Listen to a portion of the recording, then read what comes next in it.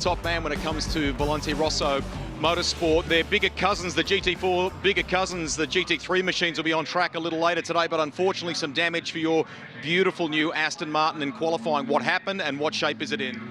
We're still investigating. The reports we've had is that the wheel parted company from the car into turn one, subsequently hit the wall. We're looking at it. We don't have a lot of spare parts here, so we'll see what we can do for this afternoon, but at the moment, unlikely to get back out there this weekend. Quickly, Ben Porter, I think, was at the wheel of the car at the time. He's okay, and this, you know, we were hoping great opportunity for young Alex Gardner too, isn't it?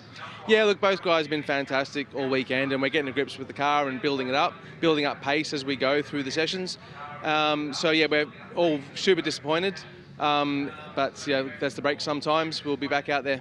Okay, we've got to let Chris go because he's going to put the headset on and focus on GT4. Why don't we do that for you as far as our coverage is concerned as we rejoin Cam alongside him, James Baldwin and Richard Crail. Yeah, I've got a cast of thousands up here. Thank you, Rusty. I've got James Billy Baldwin joining us on the coverage for the first time this weekend. Welcome back to the Shannon Speed Series. Thank you, Cam. It is a pleasure to be here, and what a cool bunch of cars that we've got to look at for this Monochrome GT4 at Queensland Raceway. It's a category that we knew and loved from the moment it turned up here, but the rate of growth, the rate of adoption by fans has been almost surprising for many of us.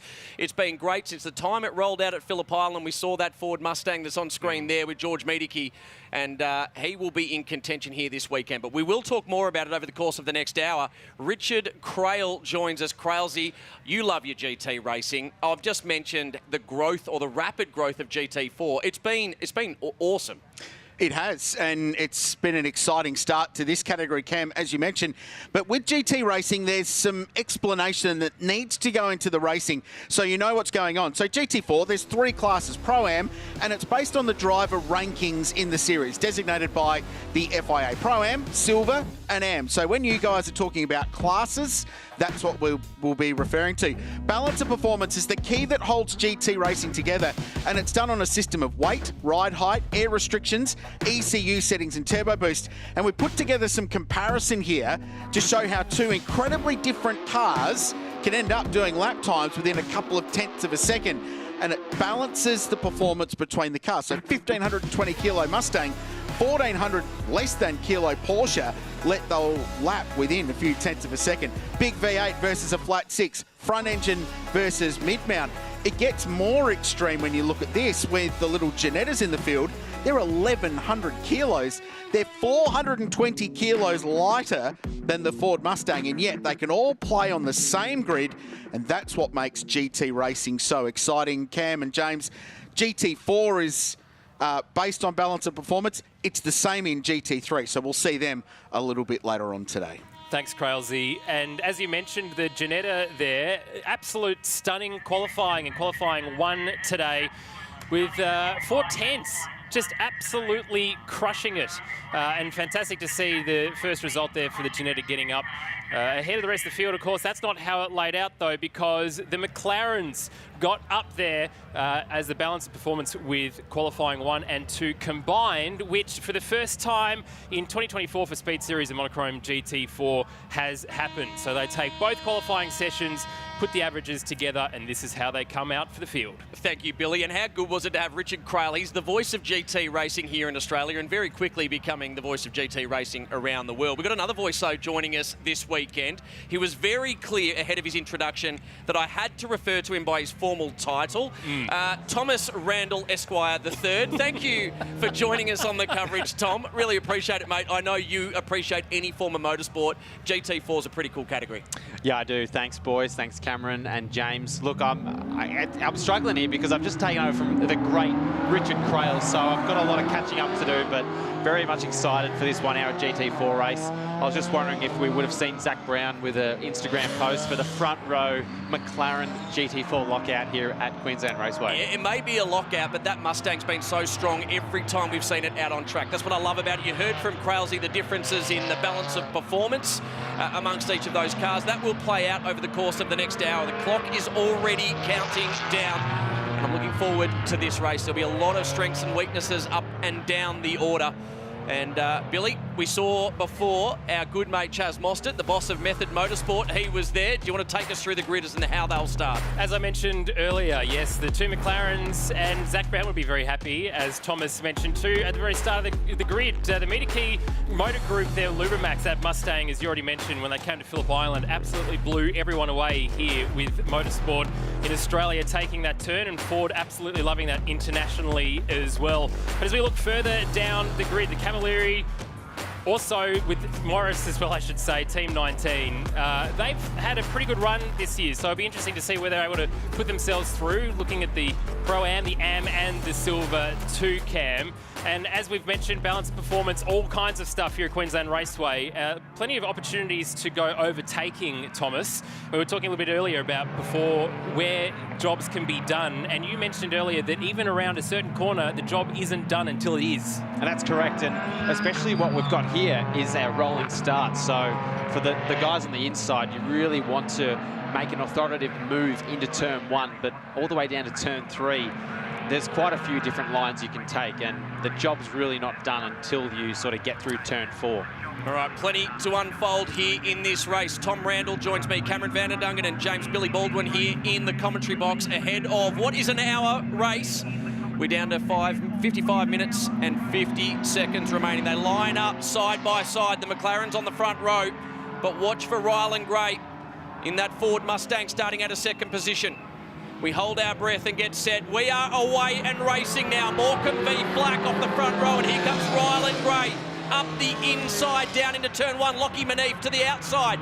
Ryland Gray will have the better of it through turn 1. So Morecambe, Black, Gray and Maneve all in the hunt to lead this race early on. Safely through turn 1 and 2. And great to see John Bow back in the category as well. He's driving the 32 back in 12th position at the moment. And just look at how different that Mustang looks from that head-on shot there. The power is, we've already mentioned, Crailsy mentioned, there's a 1,500 kilo car, and this horsepower, Ryland Gray around the outside, McLaren's quickly disappearing, Thomas.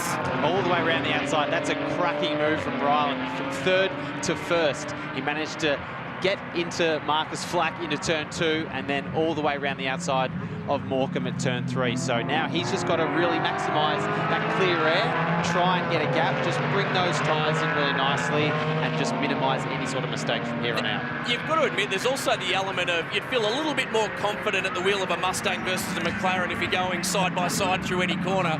It's like a small forward trying to take on a centre-half forward. You really don't have the weight advantage, do you? It's like he's driving over the top of the McLarens in a way, just from looking how much bigger that car is. Would have lost sight of him going through that corner. You already mentioned John Bow coming back alongside Jacob Lawrence as well in that BMW. He mentioned earlier on social media with GT4 that he's only been driving for a year, Jacob, his teammate, and John said, for being a little bit of the older side of life in this category, he's a little bit embarrassed. Nothing to be embarrassed about, though, because it's great to have him back in this category, Queensland Raceway. And look already, Cam, the gap of this Mustang. So need to look after the car, though. Tom Randall, I know you'll be keen to talk about some of the racing. There's looking at some of the moves further down the order. Sam Brabham on board the 17. Just getting overtaken there as well. As Nash Morris makes his way through. Antonio Estudi also in this battle pack. Ryder Quinn's also had a great start, up 3 positions, so he's really trying to challenge for the lead in Pro-Am on Lockie Maneve there.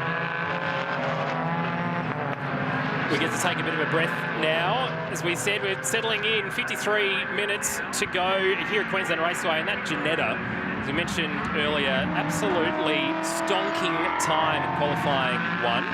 This is where the weight differences can really play out, and just being able to hold that line alongside that AMG, this is where the power can really come into play, Cam. Yeah, so Nash Morris also through. He got that job done and consolidated it on the exit, of turn 6. Sam Brabham, Nash Morris holding down 7th and 8th there. So it's Ryland Gray out in front for Meter Key Motorsport. Nathan Morecambe, Marcus Flack and Lockie Maneve. Lockie Maneve's looked dangerous, but just not able to maintain that same speed through the corners. He's under threat here from Quinn. Quinn ducks out, has a look. not getting the job done just yet, but it feels like Lockie's holding them back as Aaron Seaton also buying into this battle. It's kind of a case of pass or be pass for Ryder Quinn. He's really on the back of Manif here.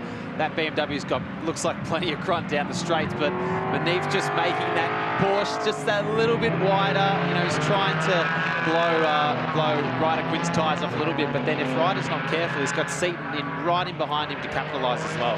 There's a bit of a cork in the bottle at the moment, Billy. Let's take a moment just to talk a little bit about what we can expect from pit stops for this hour-long race. Mandatory pit stop is to be carried out during this race, and the minimum pit time will be 85 seconds for all GT3 cars. GT4 cars as well is a 3-hour window, which we'll talk about tomorrow. Slightly different, but 155 seconds for GT4 from pit in to pit out. And Thomas, that'll be happening a little bit later on. Obviously a little bit lengthier than the pit stops that you'll be used to. Just a little bit, yeah. I think you could maybe potentially put the kettle on and have a cup of tea, but I think for today's race, mandatory pit stop, 115 seconds for the Saturday afternoon's race, and then there is that extra compensation time that I'm sure we'll get into a bit later on. But this battle now, Ryder's really under pressure here. Manif's been able to bolt slightly, and now it's actually Ryder that's covering into turn 4. But you've got to be careful with turn 4 because it actually tightens up right at the apex. So you need to get that car stopped so you don't lose out on the exit, because that run really is all the way down to the final corner at turn 6. And you can see the two Mercedes are battling it out as well. These Mercs have actually been pretty impressive as well. So hopefully they don't battle too much, because they're not going to want Ryder Quinn to really get away as well. I was just watching Ryder Quinn. I wondered if there was contact there before from Aaron Seaton. That'd be something you'd do, I reckon, on the freeway. Get the headlights flashing, you know, for the car in front, Cam. Thomas, I will refer to you by your formal name. Let's stick to the racing with 50 minutes remaining. Understood. There's and there'll be a lot of cars in front also, Thomas, considering Cam loves driving a rotary. All right, there's no rotors here this weekend. We're not talking about sports sedans. You're in the commentary box, not the driver's cockpit at the moment. Ooh. And the battle's now on. Look at this. Plenty happening out on track at the moment. There's Sam Brabham. He's now pushing his way up through the field, and Nash Morris will go with him. But Aaron Seaton fighting back. It's getting willing. We don't normally see this in GT4, particularly not 10-15 minutes into the race. Now, this is a cracking way to start this race.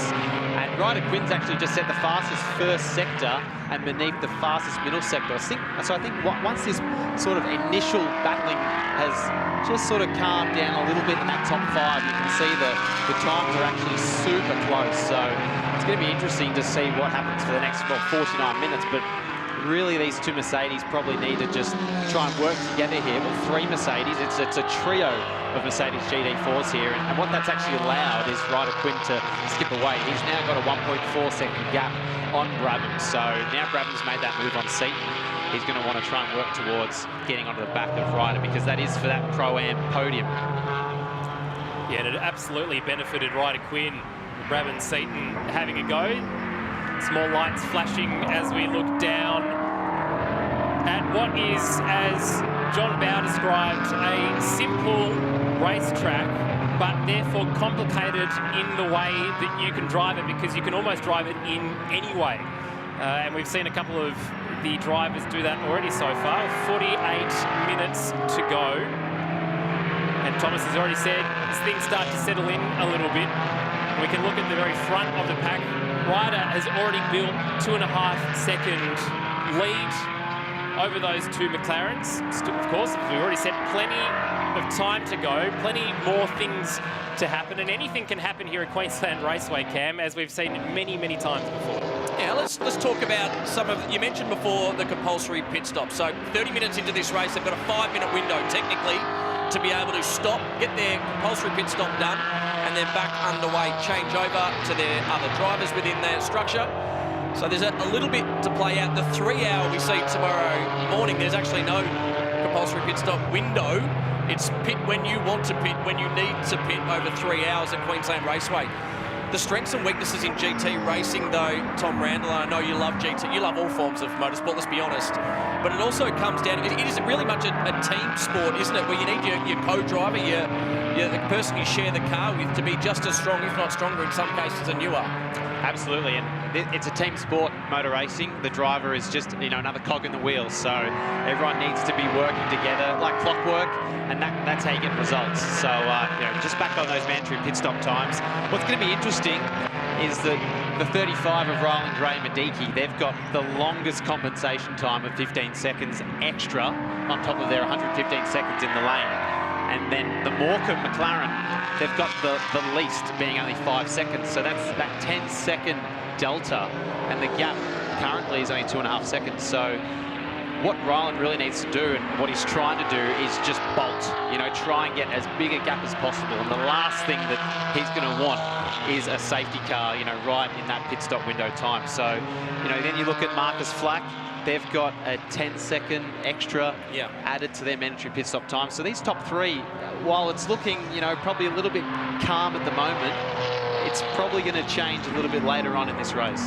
The battle then becomes as much like if you've been watching the Olympics coverage, or if you're a big fan of the sport, you're watching the medleys that they had the other night with the male and female swimmers. You've got strengths and weaknesses across the course of it. And I'm intrigued to see the battle when they do come out of those pit stops with that 10-second delta you mentioned before. McLennan versus George Mediki.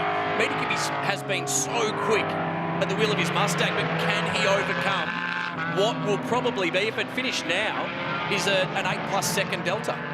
That's $1 million question there, Cameron. Mediki. Is that how much GT4 costs these days, is it, Tom? No comment. Maybe ask some of the team owners. I'm sure we could get Chaz Mossad to answer that question. Where's Rusty?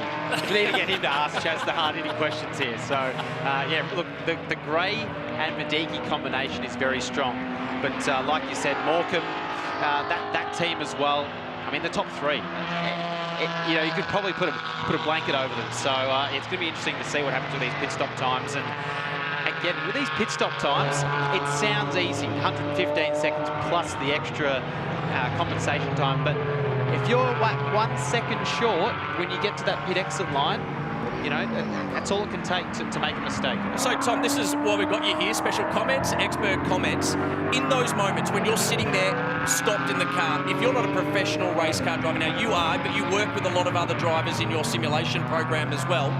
What are some of the programs that you would do when you're instructing these drivers to keep themselves calm and in the zone whilst you've got a hot race car? You're sitting there desperate to get out on track. What are some of the strategies they can use as we're watching some change of position out on track as well? Ryder Quinn now through on Flack. That's a big move, by the way. So that's probably hasn't actually helped Flack there for what we just spoke about with the pit stop sequence. But to answer your point, I think it's a number of things. Ideally, going into that sort of thing, you get together with the team and you want to set out a bit of a procedure on what you want to try and do. And this is something that we would practice, or the teams would practice on test days as well, because ideally you want to make more practice equals, I guess practice makes perfect, right? So if you can get into that pit stop, but not have the mentality of, okay, I'm actually in the race, and this is when it's really important. Just thinking, no, we've practiced this, coming into the pit stop, getting down to the pit lane speed of 40 kilometres an hour. Again, sounds easy, but so easy to miss that pit entry and be a couple of kilometres an hour over. Stop in your box. Your crew chief, the guy or the girl who's on the front that will guide you in, they're normally timing you anyway. So you've got the timer in the car, but they also know how long we need to stop you before we need to release you. Again, we know it's about 31, 32 seconds of transit time, and then hopefully just trying to keep things simple, really. Yeah, there you go. So Billy Baldwin will come and check in with you in a second. In the meantime, our man who's fresh off the plane from Venice, Greg Rust. Cam, thank you very much. We can't hold George Mediki up for too long because he's got to put the helmet on very shortly. Firstly, Ryland has been doing a super job with this team. We need him to keep building the lead, though, knowing the compensation time you have. Yeah, absolutely. We've got a big stop because of our result at the bend. So you're right, Ryland's been doing an amazing job. Those first couple of laps, that big move at turn 3, he's everything we thought he was, and he's doing a great job. Yeah, I think we'll see how we go. Obviously, the other cars are starting to speed up. Ryder Quinn's just done the fastest lap of the race, so it's not all Mustang. I think it's the young bloke just having a crack. does that make for you for the second half of this race when you're behind the wheel and what you need to do? And now that you're more, acquainted with this car, what can you do? Absolutely, it's just about figuring out where we are once it all shakes out, to be honest. I think that the speed is there. Obviously, Ryland's doing a great job. He's sort of keeping pace with the first of those McLarens. So I'll do my part, and we'll see where we shake out. But could be a tight fight, could be on my own. We'll see what happens. Thanks, George. Thanks. Great job, Greg Rust. Great to see George Miedeke from the Miedeke Motor Group with the Lubramax Ford Mustang. That's out on track in the lead of this race. And Billy Baldwin, 42 minutes remaining in this race, plus 1 lap. It's Gray from Morecambe, from Quinn, from Maneath, your top 4. Here at Event Elect Race Queensland for the Shannon Speed Series. As you said, just under 42 minutes to go.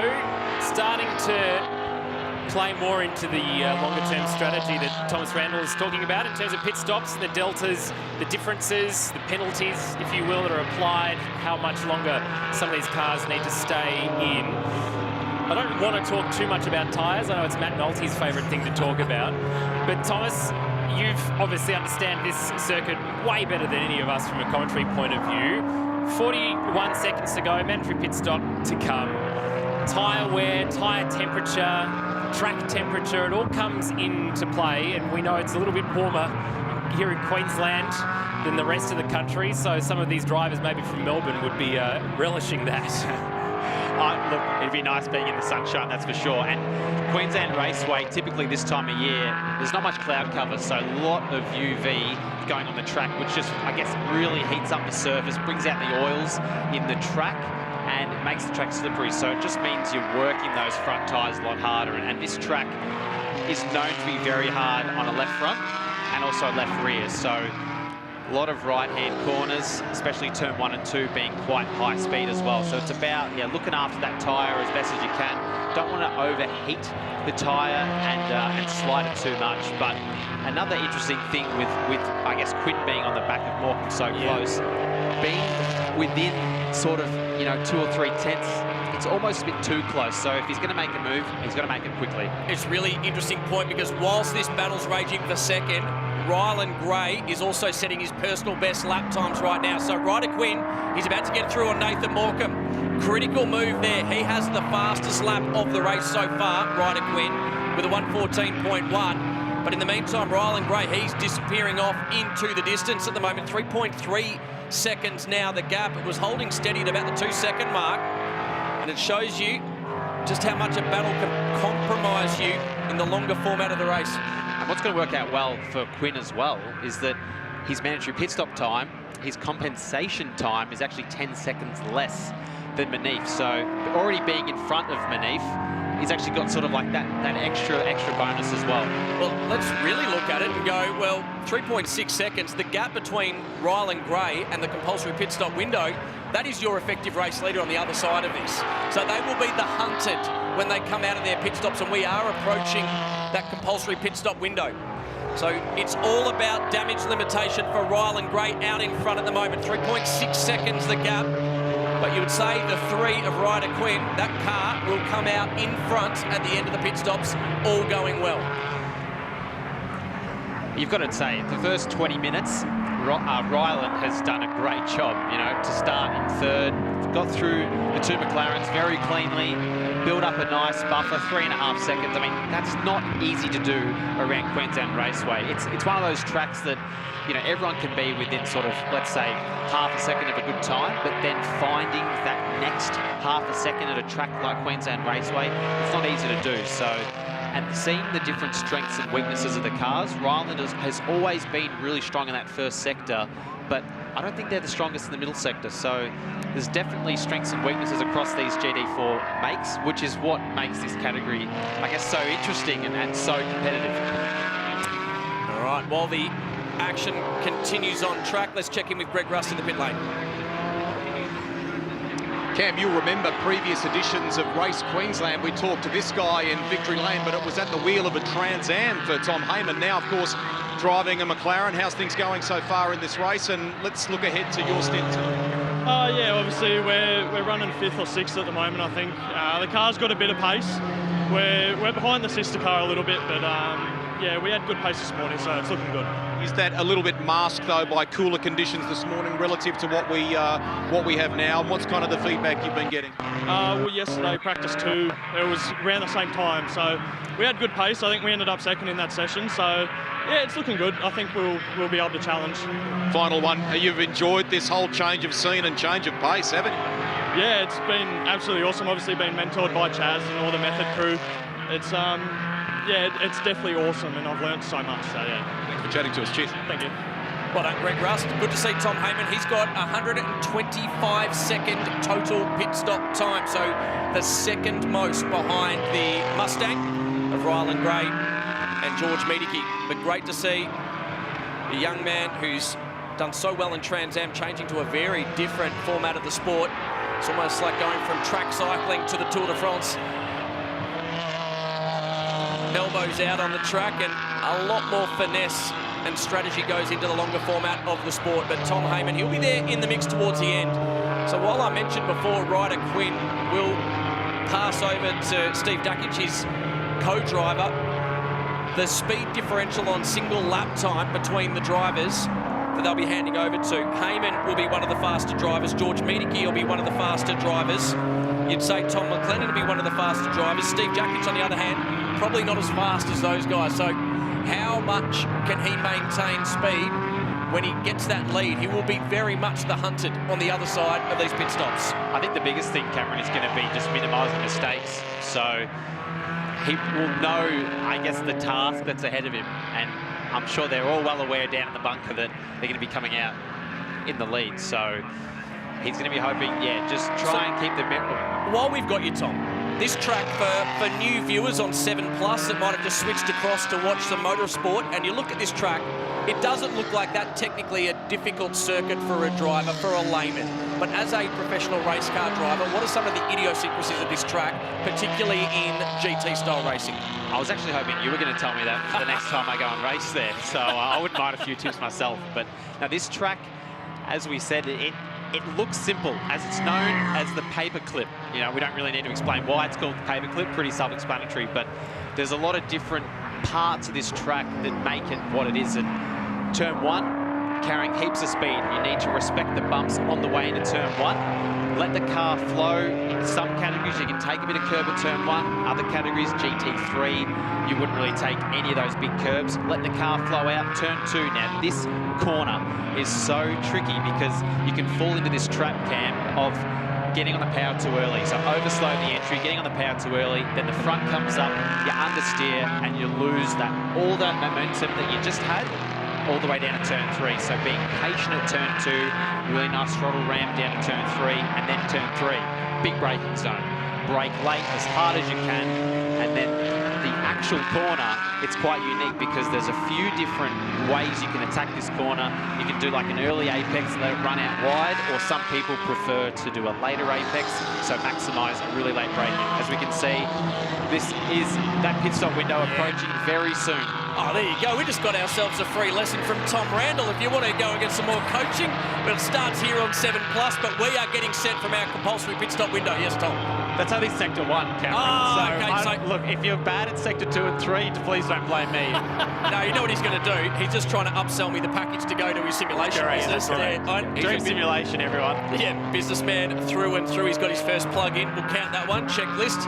We'll take that off the invoice, Tom. Don't worry. As we watch out on track, compulsory pit stop window starting to open up. Hey, Billy, one of the things I've been watching, that gap between Ryland Gray and Ryder Quinn down to only 2.8 seconds. This is similar to what we saw early days in this race, and as soon as Quinn got past Morecambe, he started eating away at that gap. And we've already spoken many times about this pit stop window, which is coming, and it's going to be very, very interesting to see how quickly then we can see this result turn around. The Mustang, as we've already spoken about, won't be coming out in its original position with the Deltas.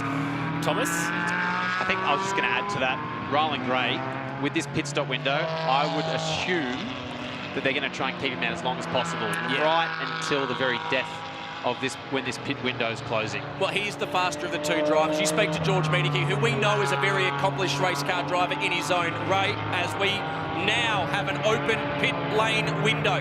So we'll see if Tom Randall's called it correctly with Rylan Gray. 2.3 seconds, the gap now. Ryder Quinn, I would say, will stay in the car right to the last moment as well. If it stopped right now, it looks like our mate Rylan Gray would hand over to George Miedeke and come out in about 9th place on track. So that's how much of a delta deficit he would face at the end of these pit stops. So plenty to unfold with 32 minutes of racing to go. And a reminder for all of our viewers on 7+, the compulsory pit stop window is open and John Bowe is in.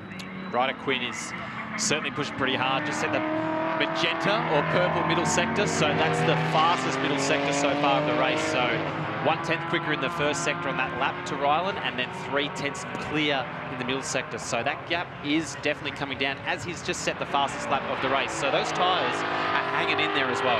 Nathan Morecambe also in. So the first two stoppers, John Bowe, he'll be handing over shortly.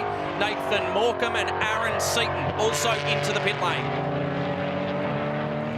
So Nathan handing over to Tom McLennan for the remainder of this race. 31.5 minutes to go. And that gap is just ever so slightly closing a bit more. Ryder has just set a purple first sector, so I think he's just been biding his time. He's up 6 positions, so this has been a cracking first 28.5 minutes for Ryder. Geez, it's going to be an interesting end to the race, isn't it? With Steve Jackich getting the wheel and a whole field of cars chasing him down on the other side. Looking forward to seeing how Jake Camilleri goes at the wheel of the SRO Motorsport entry that Aaron Seaton is handing over to him, a Mercedes AMG GT4. But on screen, Nathan Morecambe's out of the car. Will be handing over. A little tune up on the tyre pressures there, down in pit lane on the Morecambe McLaren. So as we can see, Rylan Gray in the pits. So there we go. Rylan Gray will be handing over to George Miedeke. So the race leader, he is in. Ryder Quinn takes over the effective race lead and continues out on his merry way. We suggest he'll run that car as long as he can. Marcus Flack also now into the pit lane. So all of our silver class cars, the Zoe Woods car, still out on track at the moment, yet to come in. We've seen our first 13, 1 minute 13.9 for Ryder Quinn, so there's really no reason for him to pit straight away. He may as well just stay out as long as possible to maximise this pace that's clearly in this BMW at the moment. And he's really found himself a rhythm. We've kind of watched over the last couple of laps as well, lads, that he started getting the sector 3 was his fastest, then he took sector 2, and the last lap he's just taken sector 1. Now he's in that clean air. It's all his, the track ahead of him. And as we've spoken about a little bit already, why not stay out as long as possible? If the performance is there, the tyres are holding on, and he's in a rhythm. And to that point, I was going to say Hughes has just set a personal best first sector as well, part of the Pro-Am field in car number 750, sitting back in 6th place. I was watching Zoe Woods. It looked like she had a quick early time there as well. Silver class car, number 210, sitting back in 8th at the moment. So Gray handing over to Miedeke, the longest stop of all. Flack still in the pit lane as well. McLennan back out at the wheel of the 24. It's been great to watch some of these pit stops happening in the bottom right of the screen here on 7+. And some of these drivers get to take a little bit longer to help each other out with seatbelts, and it's a little bit different from some of the other racing categories that we've got here. The Eventelec Race Queensland. So the thumbs up goes there for Miedeke in the Mustang, as we've seen in the lane. It's kind of nice and calm. Thomas, you sent some imagery of some other shorter pit stops with driver changes a couple of days ago, and seeing people being ripped out of the cars. None of that happening here. Yeah, so before you have your right of reply there, Tom, for all of our viewers on 7+, Tom Randall is a massive motorsport nerd that has hard drives and hard drives and hard drives of coverage from motorsport around the world. And he sent us a video in the lead up to this of one of the pit stops in New Zealand, I think it was. Zandvoort. Was it Zandvoort? Zandvoort, yeah. Kiwi team in Zandvoort, when they were doing the Pop-Tarts. That's Thailand. Was it Thailand? That was yeah, Thailand, it was sorry. New Zealand. And the Pop-Tarts going out there as well. That was good. Plenty of stops, but I wouldn't mind a cup of tea during the race, actually. Do you think many of the motorsport fans out there know the level of your nerddom in motorsport? I don't know if they do, and I don't know if they want to. So maybe we'll just keep that between us for now, Cameron. Okay, we won't tell anyone other than our 7+ viewers out here. 27 minutes, 54 seconds remaining. Ryder Quinn still out in the lead, yet to stop. And Zoe Woods was the last of our silver class cars to come in and hand over, so she did that at position number 10. Now, this gap before the stops was a lot more than 0.3 of a second between Medecky and McClellan. So this is really heating up between those two. And Ryder Quinn, they've only got a 5-second compensation time that will be added to their mandatory pit stop time. So they're looking pretty good here. And once again, as I mentioned before, there's no real reason that he needed to come in straight away. I mean, he's still putting blinders. He's pretty much matched his best first sector that he set a few laps ago on this particular lap. So really, you'd be wanting to stay out as long as possible. Should also add that Jamie Augustine is in the pit lane as well, one of our AM class cars. He'll be handing over to Peter Lawrence in the BMW M4 GT4. Jamie Augustine never wants me to mention him on air, so we won't mention Jamie Augustine coming into pit lane. Been very heavily involved as a technical delegate at Motorsport Australia level. Used to race improved production back in the day, so I won't make a big deal of Jamie Augustine back there in 8th, who's just come into the pit lane. That's very kind of you, Cam. I'm sure very much appreciate that. Classic Cam van der Dungen. Just about to say, Ryder Quinn has finally pitted. He thinks it's time. Maybe, well, actually, we see both BMWs in there, so maybe there's a, maybe straight from Germany, they've radioed in and said, you know what, I think we need both our cars in the lane at the same time. So we'll be handing over there. Steve Jacket's about to get into the car, or actually already there, and you can see Ryder Quinn helping him out with the belts. With that sort of level of pit stop time, probably not the pressure that you would experience at, say, a Bathurst on a pit stop, hey, Tom?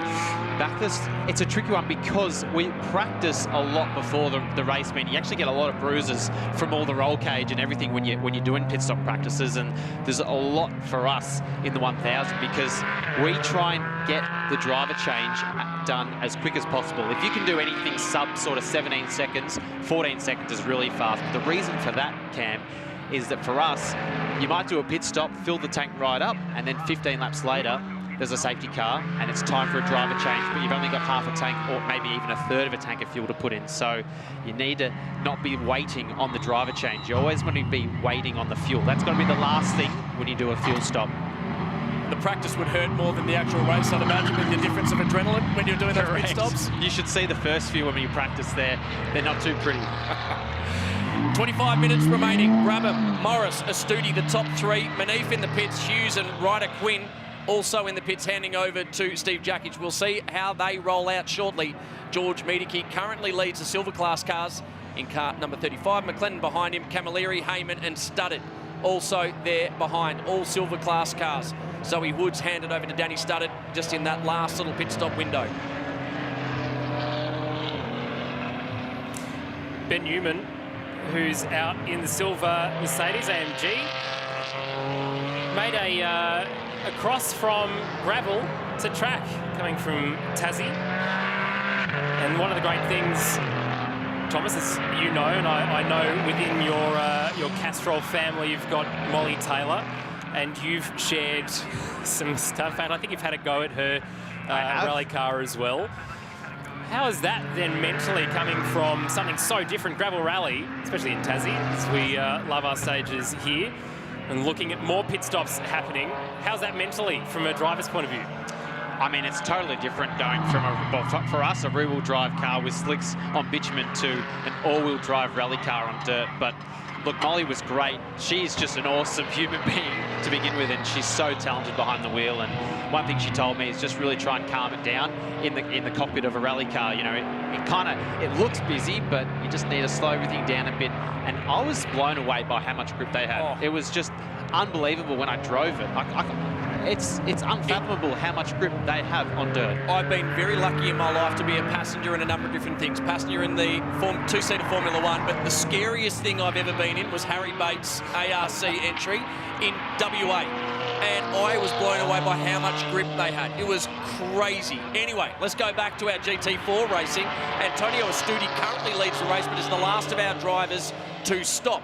The 101, if you're actually looking at the timing charts and see McCutcheon, he's going to be bouncing up and down the order. We've got a timing issue on that car, so that's why the 101's moving around a bit.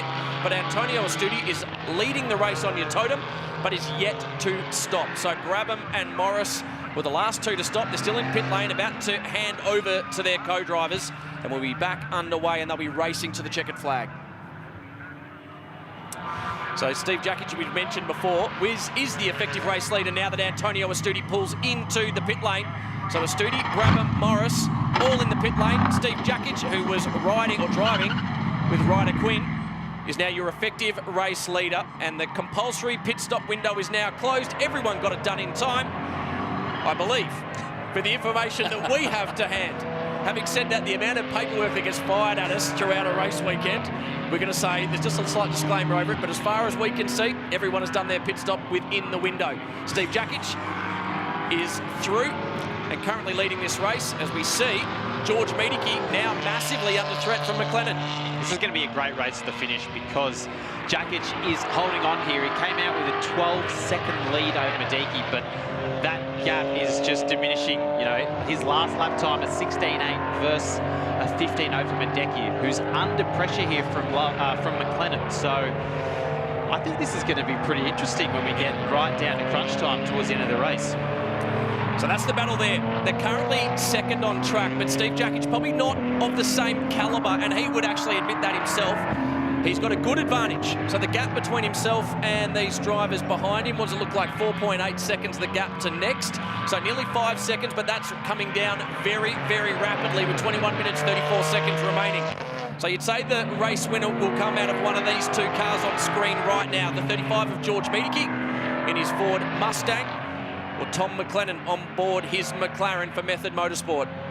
Yeah, this really is the battle for the win here, you'd say. Jakic is going to be under a lot of pressure within a few laps, I'd say. It's down to now 4 seconds, and we're not far away from getting this sector 3 or lap time. We'll just see now what the gap is down to. 3.7. 3.7, yeah, so the gap's coming down.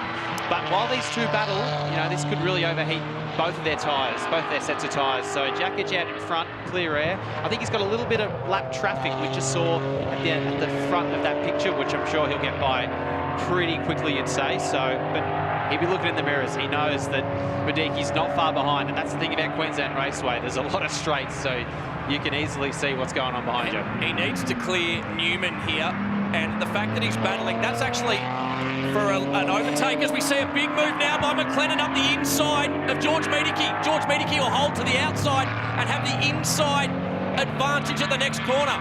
Geez, they've gone earlier than expected, haven't they? I think he just wants to get the job done. Wants to just get past Miedeke as quickly as possible, have that clear air so he can hunt down Jakic, but he just didn't quite get past enough to get to the inside. That's sort of what we spoke about before. He's got the headlights flashing, really put Miedeke under pressure here, and Miedeke's going to have to cover a little bit into this last corner, but he needs to get the car stopped, rotated, and not lose out. Now we've got that lap traffic that you spoke about, Cameron. So this is the battle for the lead here.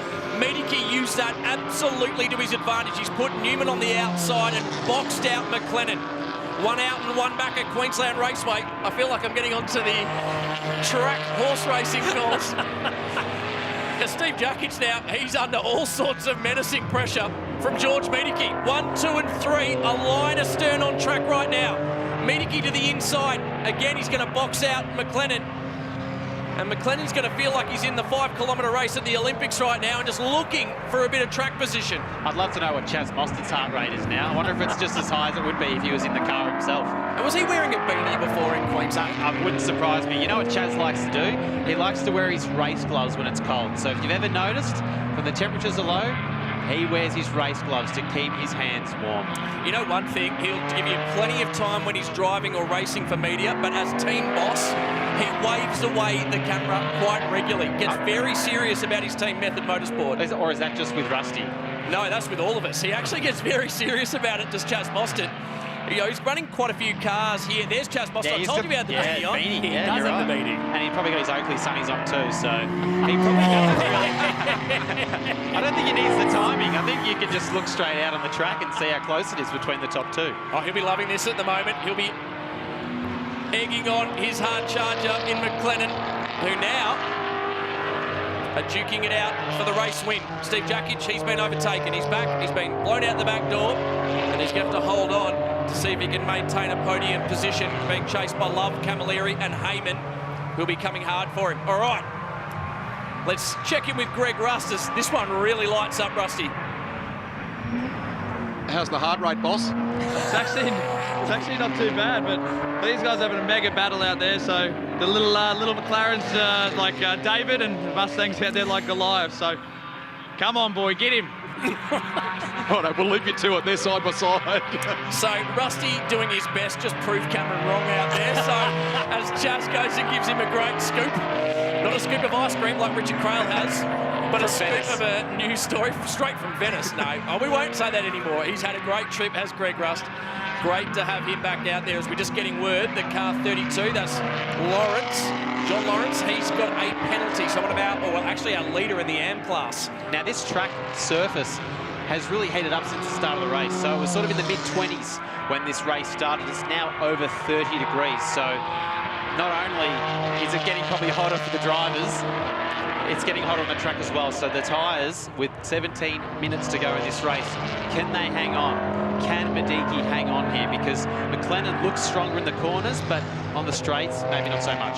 And this gap that you spoke about earlier, just being so close to the car in front, we've seen Tom come in and out. As you said, the strength of the McLaren versus the strength of this Mustang as he tries to have a look, the lap traffic there. Look, Yeah, that was Jacob Lawrence who's got the pit stop penalty anyway. So Jacob Lawrence just got right out of the way, did the right thing.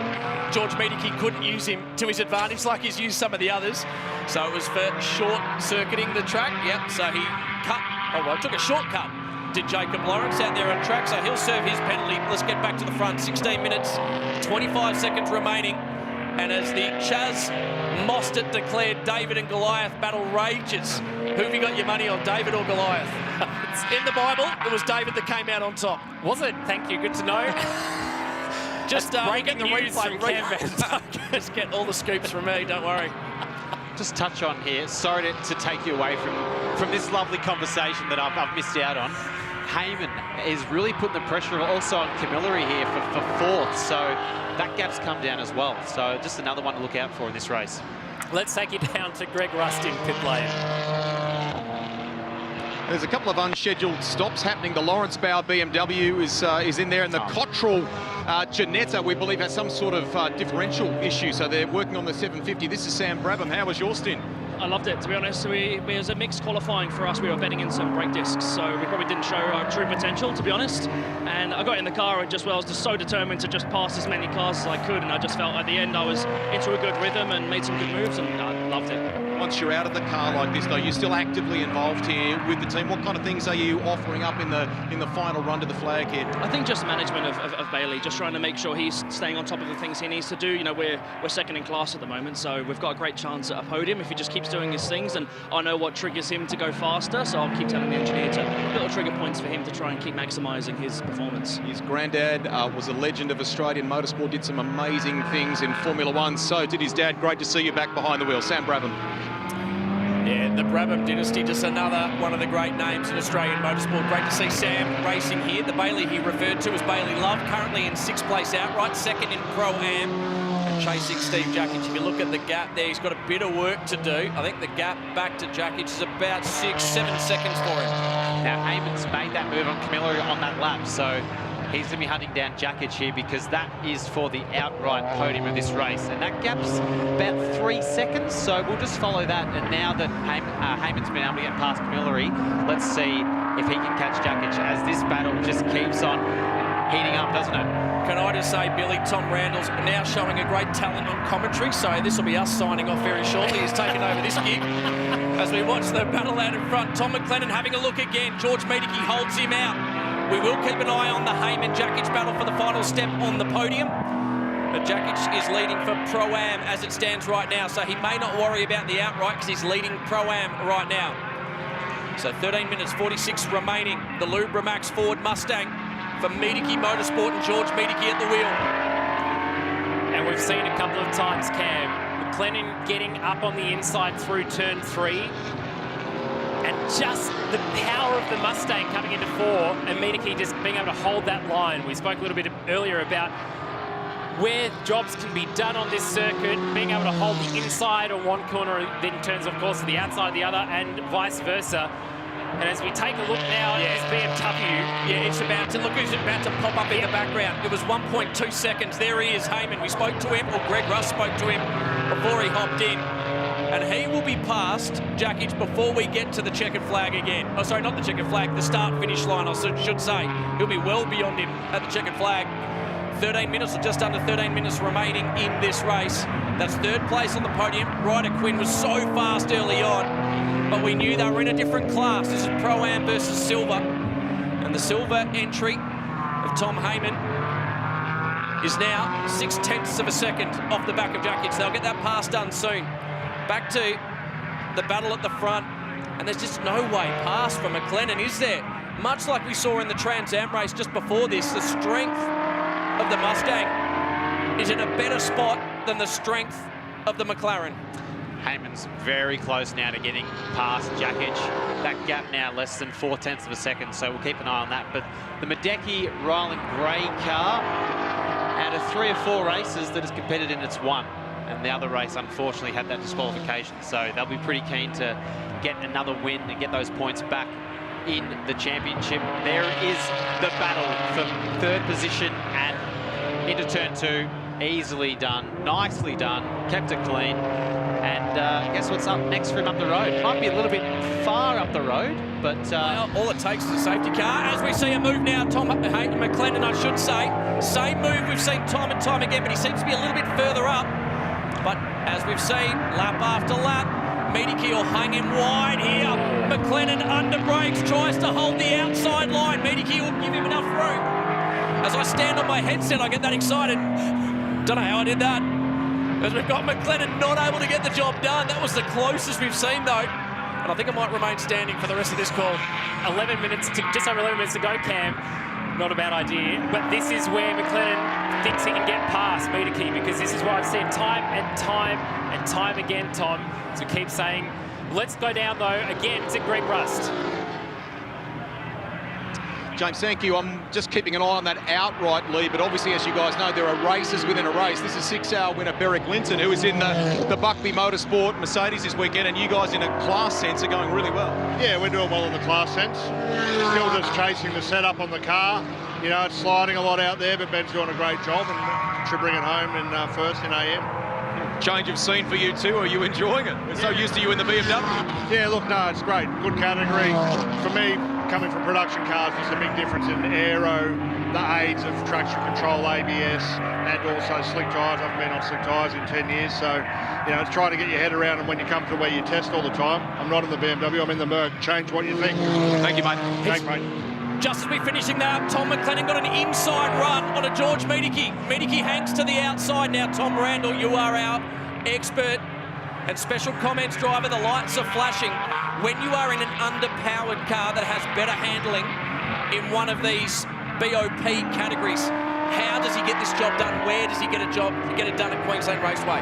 Well, Cam, I think he knows where his strengths and weaknesses are. Turn 3, under brakes. That McLaren is so good in those big bulk braking zones. So what he needs to do, and something that he's been trying, hasn't quite paid off, hasn't been fully successful, get that move done into turn 3. But what he needs to do is get past Medicki and then have the inside for turn 4. So I'd say if he can brake late, get to the inside, just try and release that brake pedal, run past Medicki, and then have the inside for turn 4, which then I'd like to think he should be pretty safe. As he makes that, he just needs to sort of commit into turn 3, but it's that difference in that straight line speed. So if he can get a good run off turn 2, commit into turn 3, that's going to make the difference. Another thing we saw is that Camilleri got past Jakic.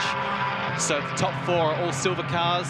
Jakic now is the leader, or has been the leader, of the Pro-Am in P5, and it's about a 6-second gap back to Smolin there. And talking about how he can benefit that sort of lunge into turn 3, Thomas, it's all about exiting 6, isn't it? Trying to get the best exit he can in that McLaren. Of course, there's that straight line speed that we keep talking about with this Mustang.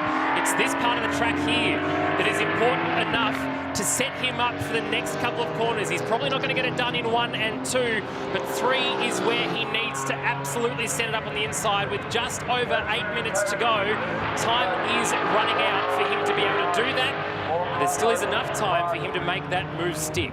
George Medicki will be counting down the laps, the time. This is the moment, exit turn 2. As we head up to turn 3, this is where the call was made by Tom Randall. The opportunity, he has to send it. Not close enough now, or is he? From a long way back. Not close enough. The exit of 2 was much better there from George Medicki. So we exit turn 3, heading up to the turn 4 and 5 complex. You'd imagine in the much heavier Mustang, the tyres will be starting to absolutely scream on the Mustang. And let's not discount the job that Medicki's doing as well. He is handling this pressure so well as he has a massive moment off turn 5. I might have given him a commentator's curse there. So he's going to have to defend down into turn 6 because we know how good that McLaren is under brakes. And what McLaren's going to do here is going to try for the old switchback into turn 1, but it is going to be tough, so Medicki's managed to just hold on there. Debut in commentary and immediate commentator's curse, Thomas Randall. Welcome to the club. We do it all. Don't worry. You won't be seeing me back later this afternoon, clearly. I don't want to put the mockers on anyway. All right, so we head out around again. George Medicki will be sweating hard. Where's that checkered flag, you'll be thinking? McLennan goes, just give me a little bit more horsepower. That's all I need. They run up to turn 3. So we're hearing that the 27 of Love has also got a penalty. But we're going to stay with this move again. We've seen this time and time again. McLennan gets the inside run because Medicki's happy to give it to him. What he nearly needs to do here, Cam, is roll out and make Medicki think that he's backed out of the pass and then go for a switchback. As he's just got, I just thought he might have had a little bit of overlap there, but Medicki's just placing that car every time in the right spot. So whether or not McLennan can just roll out of it and then do like a sneaky switchback into turn 4, not sure if that's possible, but he's really putting the pressure on. So what we're waiting for right now, what he'll be looking for, McLennan, is just an overshoot under brakes of Medicki. Medicki has to be inch perfect for the rest of this race. McLennan waiting just for half a car's gap. Will he see it with 5 minutes 55 remaining? It'll be all about this exit at 2. Open up the corner. Medicki needs to put the power down because the threat will come as they break into turn 3.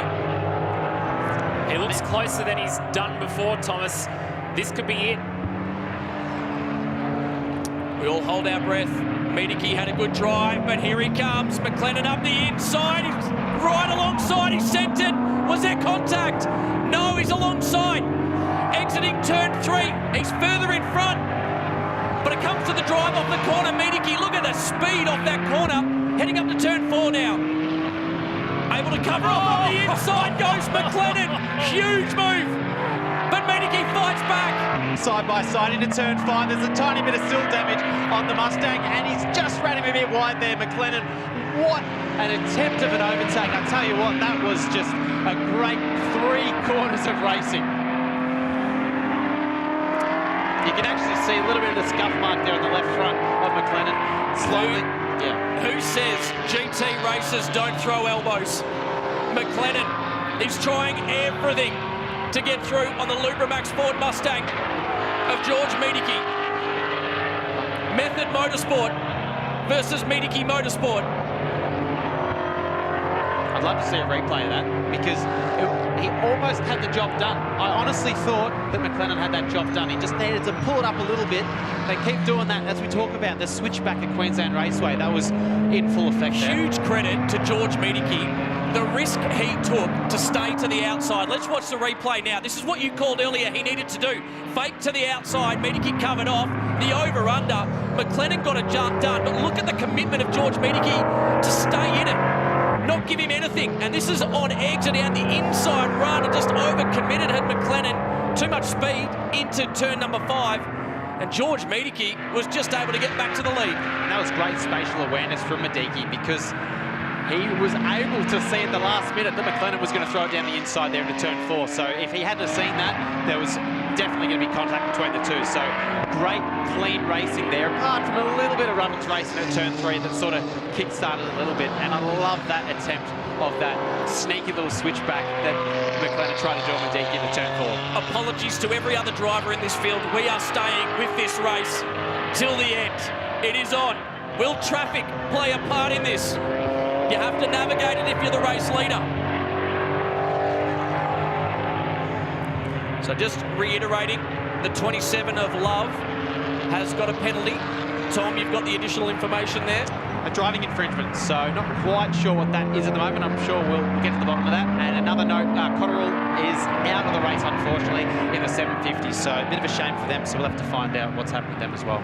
It'll be a bit of a breath now for Tom McLennan as he tries to gather himself back up again with under 3 minutes left in this Monochrome GT4 Australia race here at Ventilec Race, Queensland. And this is just top-tier racing, as you've both said. The spatial awareness of Mediki, the skill of McLennan for that switchback. He knows what he needs to do now to get this job done. The Mustang, though, proving just how much power it has out of the corner, and that rear grip front engine machine.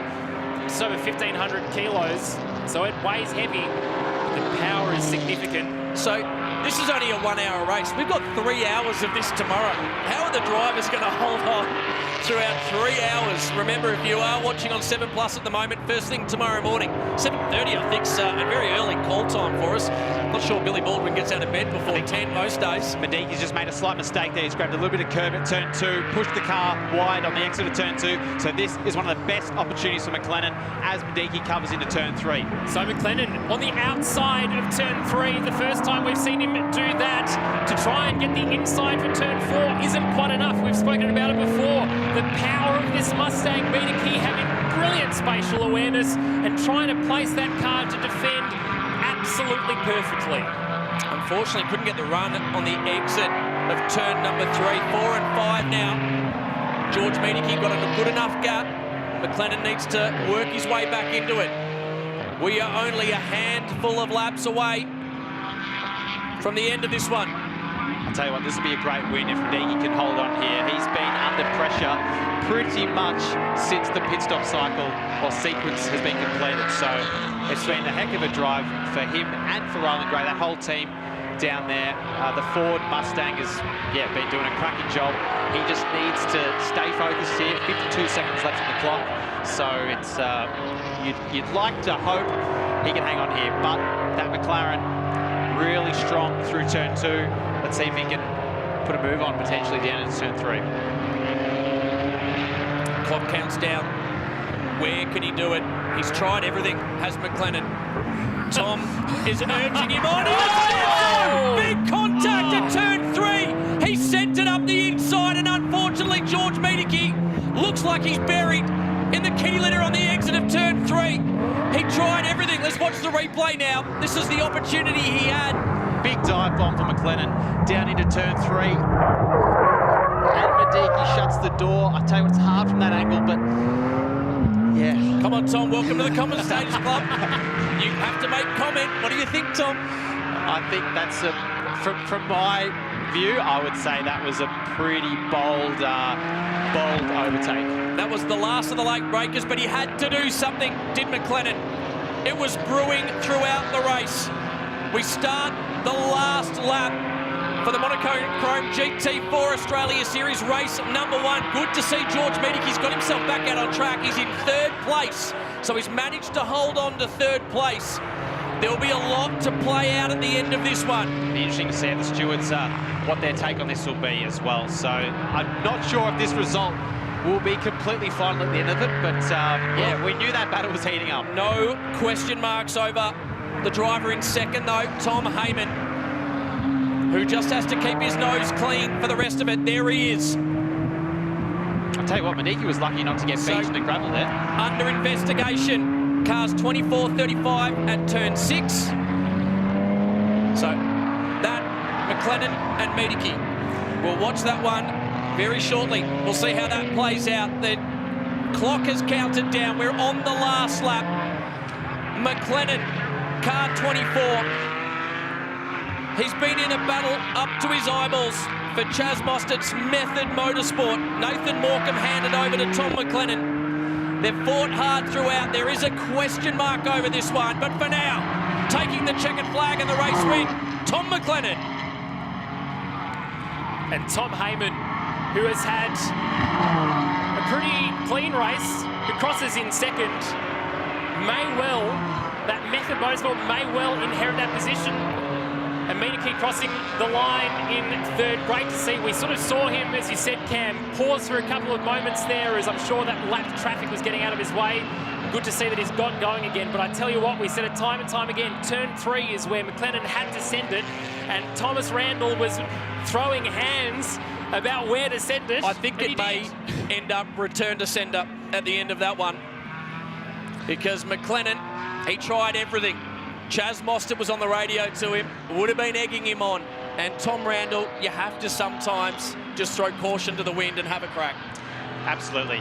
But, yeah, it's going to be interesting to see how the stewards, what their take will be on that. From that view, it looks overly ambitious. I mean, it's hard to see him not out of control. There is ABS in these cars, so you're not going to see the fronts locking or anything. But so for the casual viewer that are watching, the questions the reason we can't be definitive here, there's a lot of information that goes into it. Was he alongside? Was he under control? Did he do anything out of the ordinary on laps prior?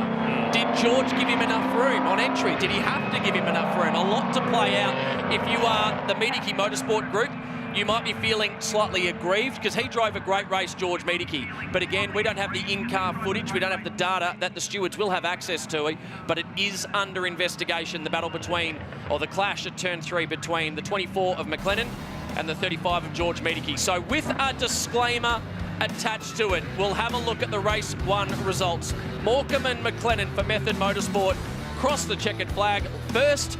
We'll find out later where they hold on to it. Black and Heyman second, George Menike, Ryland Gray in third, Seaton and Camilleri in fourth. Ryder Quinn was arguably the driver of the race, putting them in such a great position. They've come home in fifth. Lockie Maneath and Shane Smollen in sixth. Brabham and Love in seventh. Morris and Griffith in eighth. Woods and Studdard in ninth. And Astudi and Love in 10th. 11th, Bow and Lawrence Randall racing. And Linton Newman in the Buckby Motorsport entry in 12th. 13th was McCutcheon in Quinn for Game Over. 14th, Augustine and Lawrence Randall racing. And 15th was Hughes and Cotterill. Let's head down to Greg Rust, who's in victory lane. As you've detailed, guys, it's a provisional scenario for now. Tom McLennan is with us. He's out of the car. He's got the hat on. You can savour it for now. What do you make of the pass and the move? Yeah, it was a bit on me a little bit, I think. My brake pedal there was getting long at the end, but yeah, it was a grueling race. It was a great drive by George there, but yeah, it was getting hot and bothered at the end. There was a bit of weaving down the straights and whatnot, but we'll enjoy it while we can. It's a good result for the team, so yeah, what happens, so it is what it is. So we'll bounce back tomorrow for the 3 hour. One of those things, it's a cracking race for fans. Do you feel like you had to have a dip, mate? Time was running out, wasn't it? Yeah, Sam was on the air, like, get in there, mate, so I had to give it a go, but I hope everyone enjoyed that race. I had a good time behind the wheel. Thanks for chatting to us. Thank you. There he is, provisionally on top for now. Nathan Morecambe coming in as well. We've got our top 3 here in the lane. So here's Tom Heyman and the boys that have brought it home on McLaren 1-2 at the moment. How good? Great stint. Yeah, obviously a bit of a different end of the race than what we started with, but Marcus did a great job in the first stint, and obviously the car was pretty good on its old tyres. So yeah, good race at the end of the day. Yeah. Marcus, don't go hiding. Come on in. There's a bit to play out in the stewards' room potentially when you look at that on balance between the pair of you and where you came from. That's solid, isn't it? Yeah. Well, to be fair, it wasn't. If you take into consideration we started second, finished second, potential to have a win, it was a good race, and look forward to taking it on tomorrow.